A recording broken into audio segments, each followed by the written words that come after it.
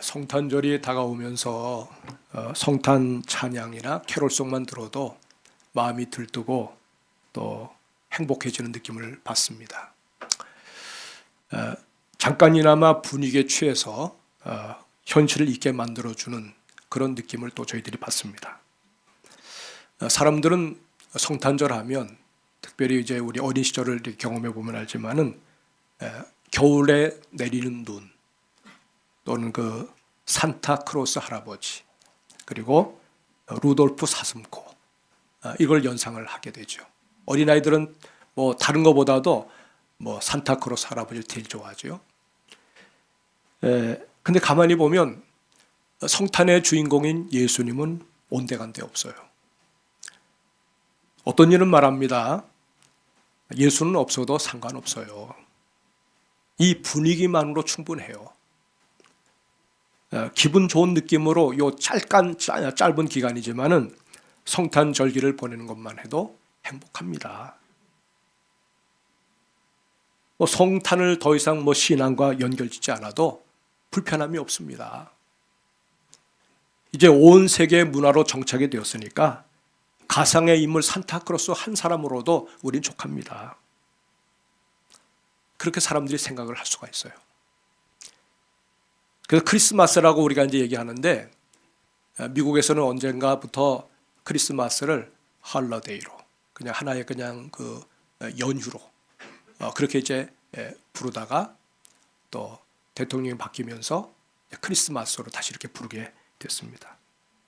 한마디로 이 성탄은 기독교의 것만이 아니라 문화로 정착된 거니까 모두의 것이 되는데 근데 크리스마스 거기 그리스도라는 말이 들어간 것이 좀 불편하다.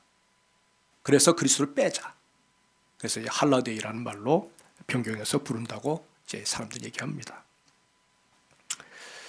그러니까 여러분 한마디로 사람들이 즐기고 싶은 그 성탄절 속에는 성경을 이렇게 비춰서 보면 복음이 없습니다. 성탄의 주인공인 예수가 없습니다. 또 그 속에는 무슨 어떤 치러야 할 어떤 고난이나 고통이나 근심이나 이런 것이 없어요. 또 그 성탄의 기쁨, 나름대로 생각하는 그 기쁨은 오래가지 않습니다. 영속적이지 않습니다. 성탄 노래나 캐롤송도요. 잠깐 부르고 나면 성탄절이 끝남과 동시에 자취를 감춥니다. 연말에 가서도 성탄 노래를 부르고 캐롤송을 부르고 내년도에 들어가서도 막 성탄과 캐롤송을 부르면 사람들이 다 의아해하죠. 다 끝났는데 그런 노래 왜 불러? 라고 말하지 않겠습니까?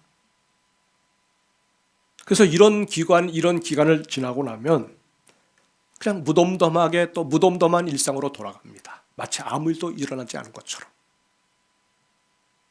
또 얼굴은 또 굳어지고 그늘지고 웃음기가 사라지고 또 삶이 누르는 그런 여러 가지 압력에 고통하면서 살아가는 그 일상의 모습으로 돌아갈 때가 얼마나 많습니까? 오늘 성경이 말하는 그 성탄, 어쩌면 최초로 성탄의 소식을 접한 한 사람을 통해서 우리가 성탄의 의미를 좀 생각해 봤으면 좋겠습니다. 그 주인공은 다름 아닌 마리아입니다. 갈릴리 나사렛 출신 마리아. 또 그에게는 정혼한 남편 될 사람 요셉이 있습니다.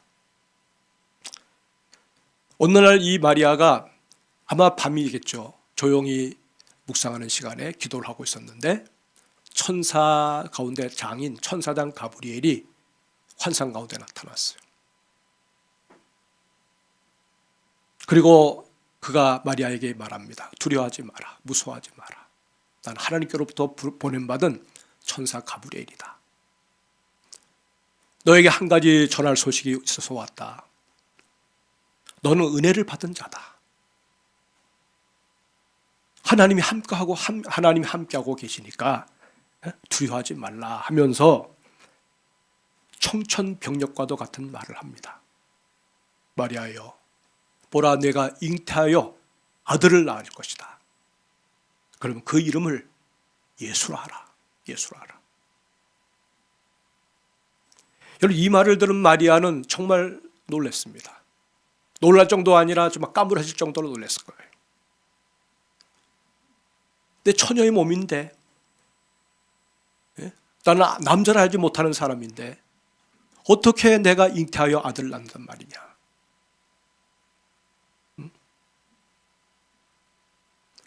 지극히 높으신 성령이 너희를 덮으시게 되면 그러면 그렇게 해서 하나님의 아들이 이 땅에 오게 되는데 바로 이것이 하나님의 능력으로 되어질 일이다 라고 설명을 해주지만 아마 이 마리아는 그 충격에서 벗어나지 못했을 거예요. 천사의 방문도 그렇고 또 그 입에서 나온 말씀들을 아마 이 마리아는 감당할 수가 없었을 거예요. 우리가 생각해 볼 때 정말 말이 안 되는 거 아닙니까?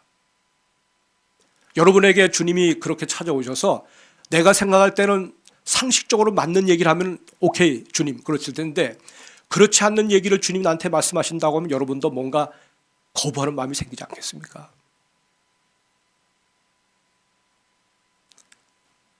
마리아는 만약 이것이 사실이라고 그러면 이것이 가져다 줄 후유증을 생각을 했을 거예요.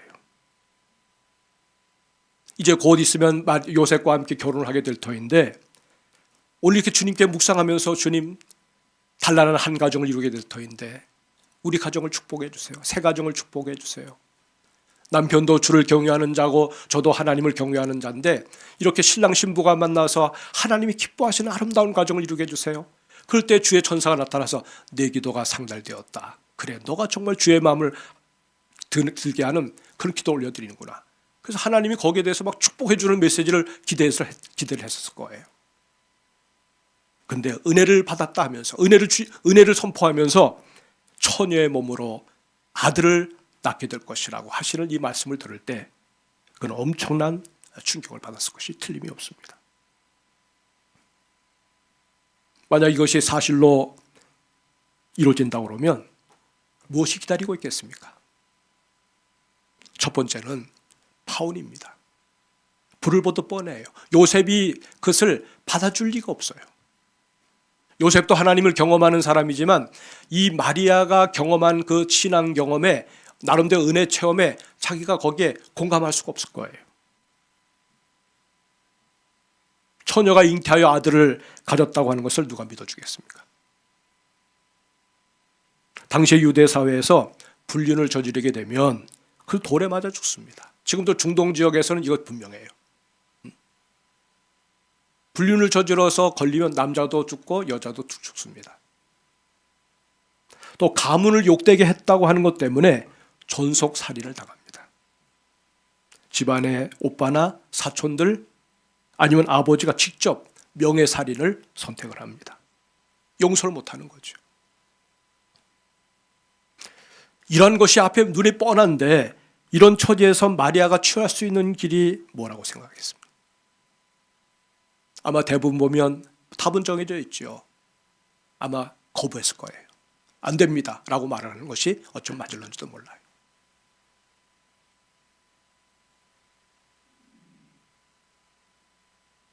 여러분, 그러니까 마리아는 이런 상황에서 자기 목숨을 건지기 위해서라도 자기 나름대로 소박한 그 행복을 자기가 포기하지 않고 이것을 지키기 위해서라도 천사가 그런 메시지를 던질 때 아니에요, 안 돼요. 이런 일이 내게 일어나서는 안 됩니다. 이것 때문에 목숨을 잃거나 또 불이익을 당하고 싶지 않습니다. 그렇게 꿈꾸었던, 가난하지만 꿈꾸었던 아름다운 가정을 깨트리는 거 원치 않습니다. 강력하게 부인해야 옳은 거죠.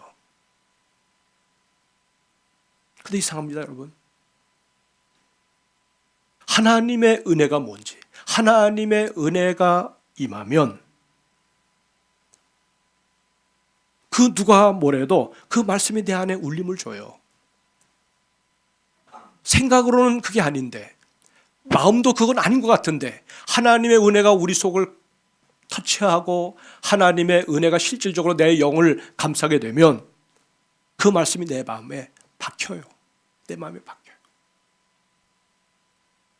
그리고 그 말씀이 믿어집니다. 그리고 더 나아가서 그 말씀을 순종하는 데 따르는 어떤 불이익이나 손해도 감수하려는 용기가 생겨요. 이것이 은혜의 힘입니다. 오늘 여러분과 제가 그래도 이 어려운 상황 속에서 그래도 이 어려운 상황 속에서 때로는 뭐 손을 놓고 싶은 마음도 없잖아요. 있지 않겠어요? 시련과 환난이 오면. 근데 그럼에도 불구하고 우리가 은혜의 줄을 꽉 붙잡고 사는 것은 우리 속에 역사하시는 은혜 때문임을 믿으시기를 바랍니다. 하나님의 주시는 그 은혜가 메시지가 확신을 주기 때문에 그 모든 염려 또 예상할 수 있는 그 모든 것들을 넘어서게 되는 거예요. 이 마리아는 평소에 주님을 믿어왔습니다. 또 성경을 하나님의 말씀을 묵상도 해왔습니다. 하나님 앞에 믿음으로 살아보고자 나름대로 마음을 추스리면서 살아왔습니다. 여러분 믿음의 삶이라는 게 뭐겠어요? 일상에서 나오는 여러 가지 작은 일들도 하나님 앞에 때론 씨름이 있지만은 의탁하는 거 아닙니까? 주님 제가 순종할게요. 주님 제가 힘들지만 따를게요. 결국은 여러분 씨름해보지만 결국 하나님의 은혜가 역사하는 사람들은 결국은 그 씨름에서 자기를 내려놔요. 그리고 주님을 선택합니다. 처음에는 작은 거예요. 처음에는 아주 기본적인 거예요. 그것을 해냅니다. 순종을 해냅니다. 한 가지 한 가지 순종을 해나갑니다. 그러면서 우리의 믿음이 자랍니다. 처음엔 작은 것 같은데 다음에는 좀 더 큰 것이 옵니다. 좀 더 큰 것이 옵니다. 또 그것을 넘어섭니다. 순종합니다. 아브라함이 자기 아들을 하나님 앞에 바치겠다고 고백하면서 그것을 실행하려고 했던 것처럼 이제 그 정도 수준까지 올라가는 거죠. 하나님의 은혜를 깊이 만나면 여러분 우리의 신앙의 고백이 이전과는 전혀 다른 신앙의 고백으로 앞으로 나갈 수가 있어요. 이 마리아도 마찬가지예요. 작은 순종을 경험해 보니까 점점점 큰 순종으로 이어져 가고 이제는 그리스도께서 하나님께서 천사를 통해서 말씀하신 그 메시지를 던질 때 그 말씀을 순종하기로 다짐을 하는 거예요.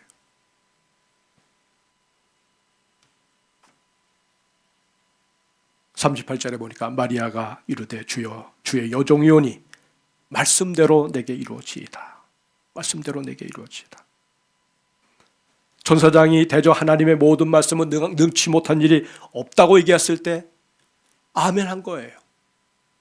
주님은 저는 주의 여종이온데 말씀하신 대로 제게 이루어지리라 라고 아멘으로 화답을 하고 있는 거예요. 사랑하는 여러분, 이 세상에 수많은 사람들이 있습니다. 수많은 사람들이 살고 있지만 모두가 다 하나님 마음에 합한 사람들은 아니에요. 하나님의 집을 출입하지만 하나님 마음에 합한 자로 우리가 주님 앞에 좀 드러났으면 좋겠는데 우리가 그렇게 살지 못할 때가 얼마나 많습니까? 하나님은 당신의 아들을 이 세상에 보내시고 싶은데 우리 인생이 태어난 순서대로 어머니 태중에서 10달을 보내고 또 태어나면 이제 1살이 돼가지고 한평생 인생을 살지 않습니까? 태생과 또 이 땅에서의 이생을 삽니다. 그 한평생의 삶을 그 아들 예수 그리스도가 경험할 수 있도록 주님은 태중으로부터 시작을 하게 하세요. 누구의 몸을 빌리느냐는 거죠. 주님 우선은 처녀의 몸을 빌리기로 했어요. 보라 처녀가 잉태하여 아들을 낳으리니 그 이름을 임마누엘이라 하리라. 여러분 이미 벌써 이사야서 7장에 그 말씀이 언급되어 있잖아요. 그다음 그 일에 합당한 여인이 누구냐? 하나님이 세상에 나오실 때는 반드시 앞서와서 그 길을 예비하는 자들이 있어요. 그것이 성경의 역사입니다. 항상 하나님이 당신의 사람을 먼저 보내세요. 준비된 사람을 그 시대에 맞게 그 일에 맞게 준비하게 하세요.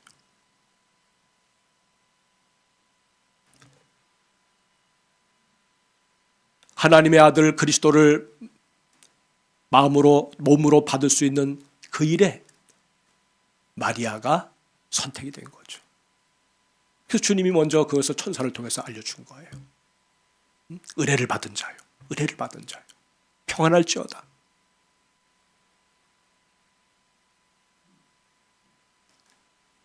여러분 우리도 지금 은혜 생활을 하고 있는 겁니다.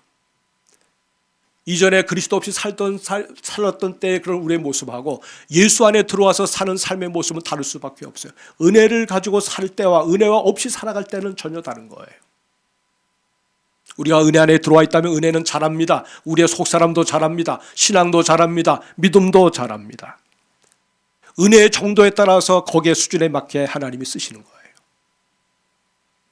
그런데 이 마리아는 그 은혜의 정도가 어쩌면 우리보다 상상할 수 정도로 높은 거죠.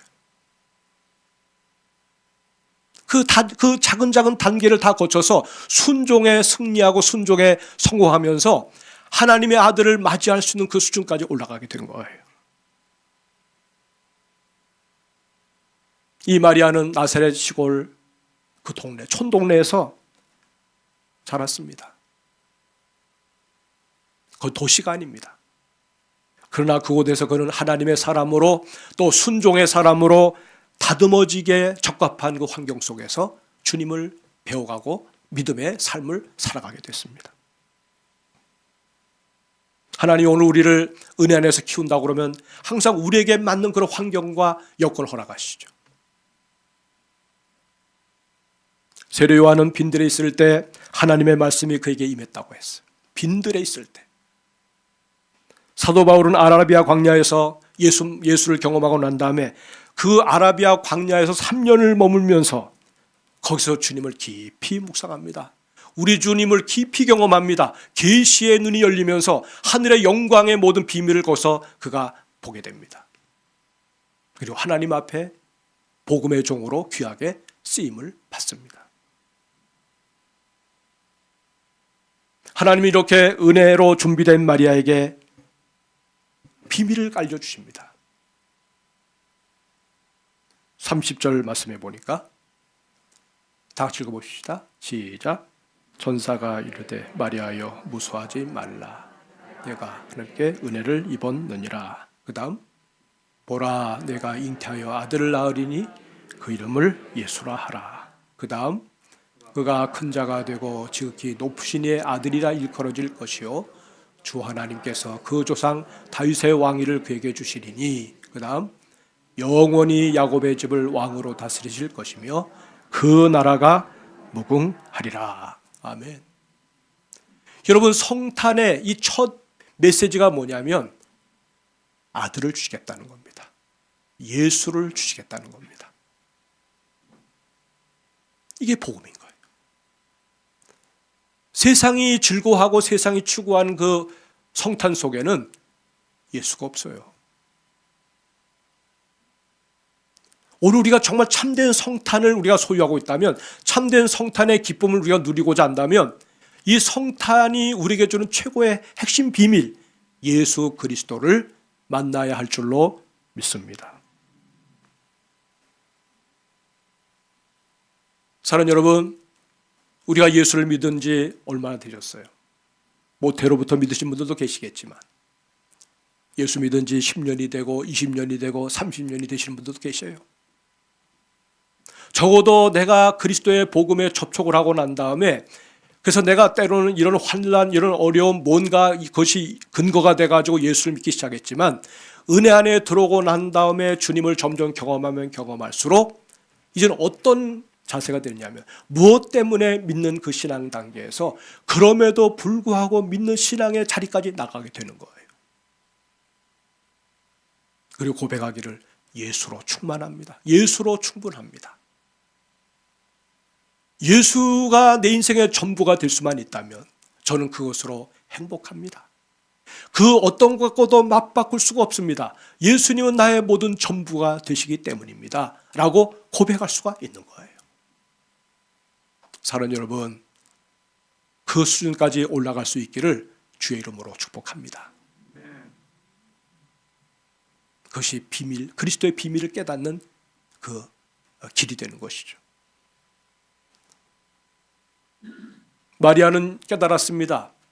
적어도 마리아가 갑자기 뜬금없이 듣는 메시지가 아니었어요. 늘 고대하고 늘 기대하고 늘 사모하던 그의 간절한 소원이었어요. 유대 여자들은 다 그 한 가지 소원이 있었어요. 공통적이에요.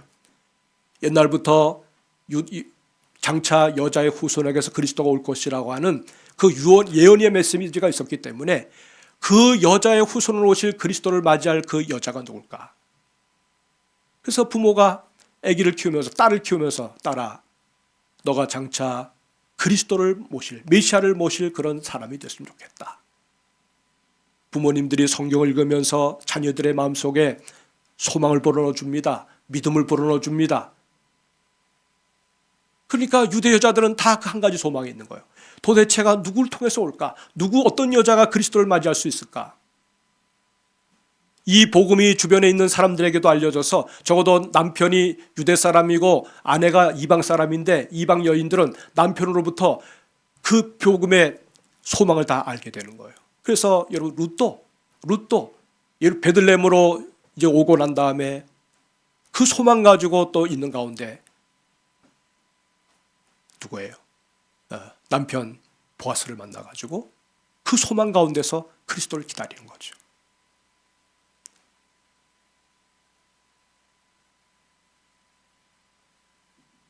모두가 간절히 소원하고 바라던 일이 바로 마리아 자신에게서 일어나려고 하는 순간이에요. 여기서 마리아가 얼마든지 선택할 수 있어요. 예, 순종합니다. 말씀대로 제게 이루어지기를 원합니다 라는 말하고, 아닙니다, 난 그렇게 할 수 없습니다 라고 말할 수 있어요. 주님은 강제하지 않으시죠. 은혜를 충분히 주시되 선택은 우리에게 맡기는 거예요. 하나님 왜 나를 이렇게 인도하셨습니까? 라고 말할 수 없어요. 하나님은 충분히 우리를 인도하시고 또 이와 같은 것을 주심으로 해서 우리를 더 넓은 곳으로, 더 영광스러운 길로 인도하시고 싶어 하시는 것이 하나님의 본심이거든요. 사람이 그 무엇을 아는 것과 그것을 내 것으로 삼으려고 행동에 옮기는 것은 별개의 문제예요. 여러분, 우리 성도님들 잘 아십시오. 저도 늘 그 부분에 대해서 늘 하나님 앞에 찔림을 받기도 하고 또 늘 자신의 부족함을 고백하기도 하는데, 우린 많이 알아요. 성경적인 것으로는 안다고 하는 것은 거기에는 이미 벌써 실천까지 다 포함되는 거예요. 알고 막 감동이 일어나고 의지가 발동이 되는 거, 그다음에 더 나아가서 이제 행동으로 옮겨지는 거, 이것을 성경은 안다로 표현해요. 그런데 우리는 그렇지 않아요. 다 분리시켜요. 알아요. 모르는 것하고 아는 것에서 갈려지죠. 감동도 일어나요.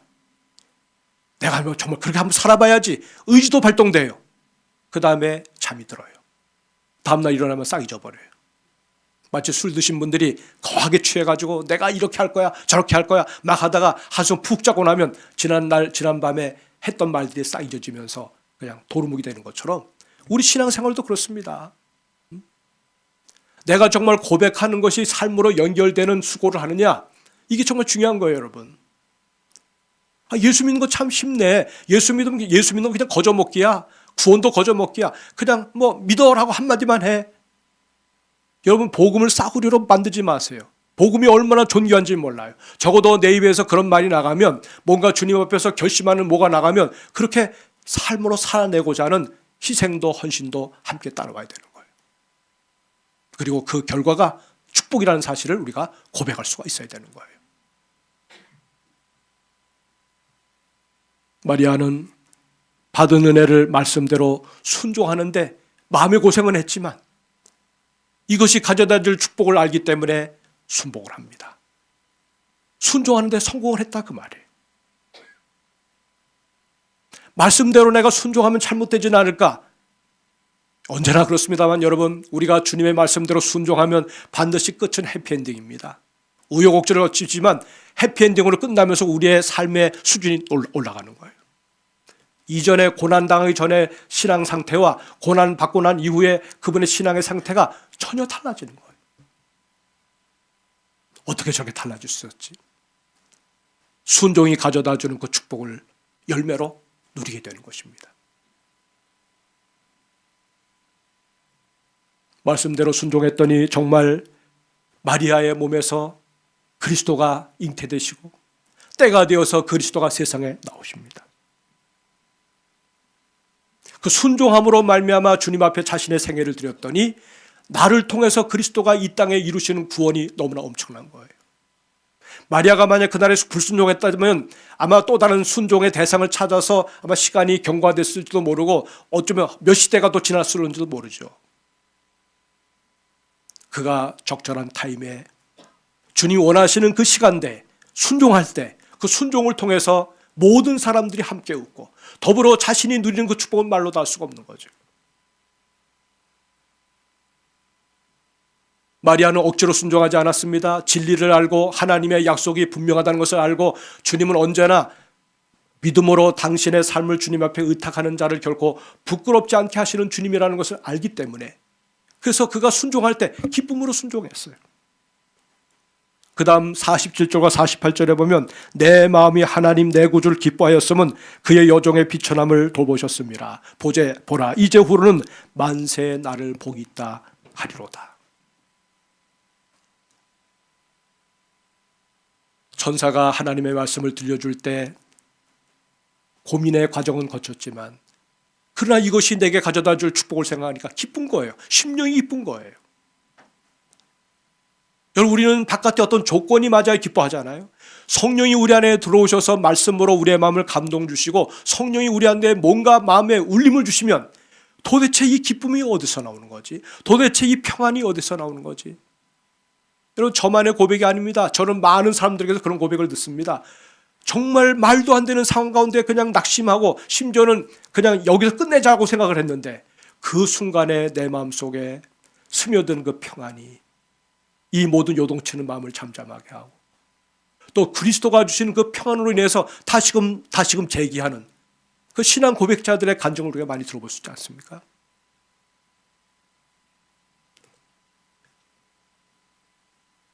사랑하는 여러분, 피조 그리스도는 하나님이시지 않습니까? 하나님이 아니십니까? 주는 하나님이세요. 하나님의 아들이세요. 또 그분은 완전한 사람이세요. 그런데 한낱 피조물에 불과했지만 마리아가 순종할 때 바로 그리스도가 그를 향해서 부르는 명칭이 뭐였어요? 어머니라고 그랬어요. 어머니. 예수님은 사람이 되시고 나서 부모가 주는 내리사랑의 그 사랑을 경험합니다. 창조주신 분이 경험을 합니다. 영원히 그리스도의 통치를 받아야 될 그 마리아를 향해서 어머니라고 불러요. 어머니라. 얼마나 존귀한 자리까지 하나님께서 세워주신지 몰라요. 사랑하는 여러분, 하나님께서는 오늘도 예수 그리스도를 세상에 알릴 준비된 사람들을 찾고 계세요. 주님이 마리아를 찾아내셨던 것처럼 주님이 세상에 들어오는 일에 결정적인 역할을 마리아를 만남으로 말미암아 온 세상의 구세주가 되셨던 것처럼 우리도 우리 안에 들어오시는 그리스도, 누구든지 그리스도를 마음에 모시고 그리스도를 즐거워하고 그 주님을 내 안에 왕으로 통치자로 우리가 모시게 되면 그리스도가 우리를 통해서 세상 한가운데서 이뤄내실 그 선한 영향력들, 또 부족하지만 우리를 통로로 해서 많은 사람들을 주님 앞으로 끌어들이는 일에, 구원받게 하는 일에 결정적으로 쓰임받게 하실 하나님의 사람들, 그 사람들을 우리 가운데 찾고 계십니다. 아까 장로님께서 기도하셨지만 내년도 우리 표가 강건하여 데려다가 내 집을 채우라고 하시는 주님의 말씀이에요. 적어도 나를 통해서 다른 사람들이 하나님의 집에 머물고 싶고 다른 사람들이 하나님의 집을 찾아오고 싶어하는 그런 역할을 감당하는 하나님의 사람이 됐으면 좋겠다는 거죠. 적어도 반대적인 삶을 살면 안 되는 거죠. 내가 거침돌이 되고 내가 장애가 되고 그리스도에게로 들어올 수 있는 사람들을 가로막는 그런 우리의 삶이 돼서는 안 되겠다는 거죠.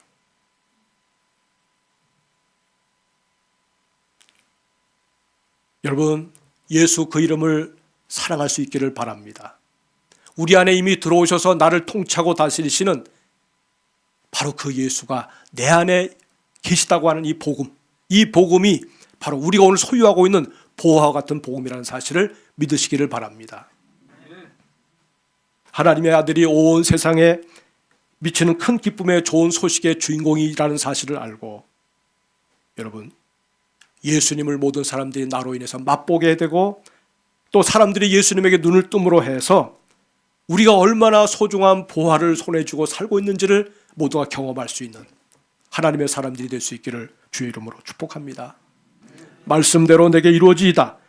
마리아의 순종이 세상을 바꾸었듯이 말씀대로 내게 이루어지이다 고백한 우리의 고백이 우리 주변을 바꾸고 다른 사람들의 인생에 놀라운 축복의 계기를 만들어주는 그런 하나님의 사람들이 다 되시기를 주의 이름으로 축복합니다. 아멘.